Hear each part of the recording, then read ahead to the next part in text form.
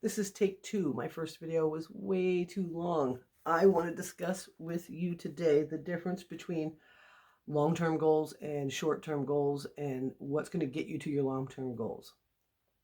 Most people, they have a vision for their future, or maybe they don't. Maybe it's something that you got to sit down and do. But if you have a vision for your future, you need to get that written down.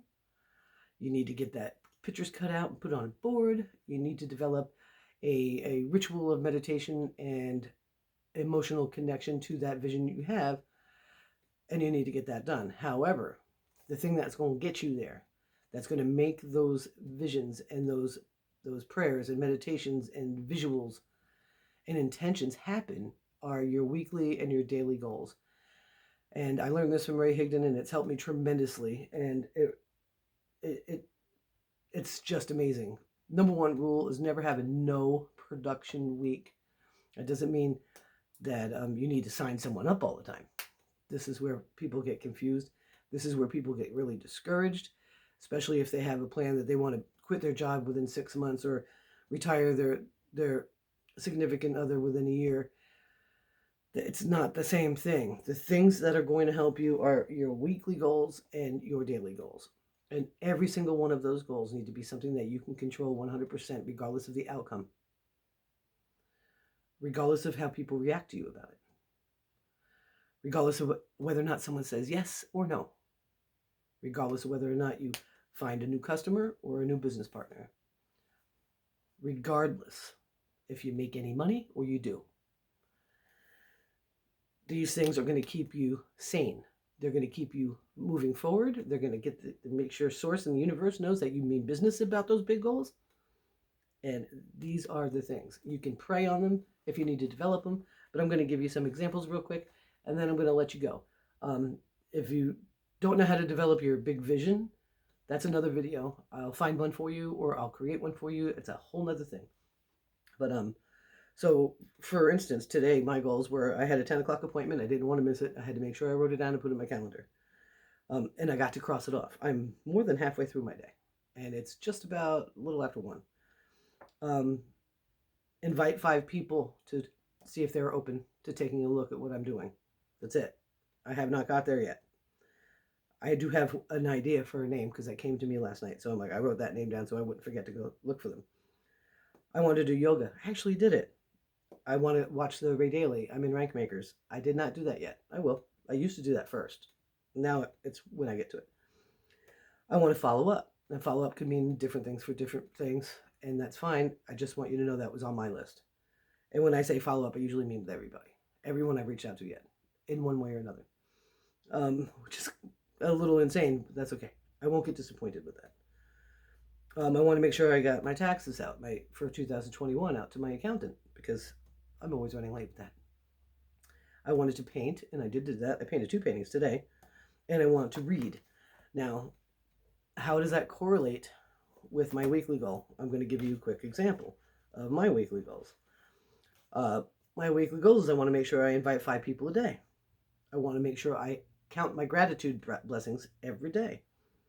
I want to go on Ray Daly and do an action step every day because he gives specific ones every day that adds to your list. Sometimes it's already on there. You never know. You got to check it out. I want to meditate at least 5 minutes a day. I actually did that today, which I'm excited because I did it for 7 minutes. I was like, woohoo. Read 5 pages in a personal development book and read 5 pages in a hobby or something that entertains you that doesn't have you in front of a TV screen or a video. Something that brings you back to your cognitive yums. Practice mindful actions and pre-pave my actions.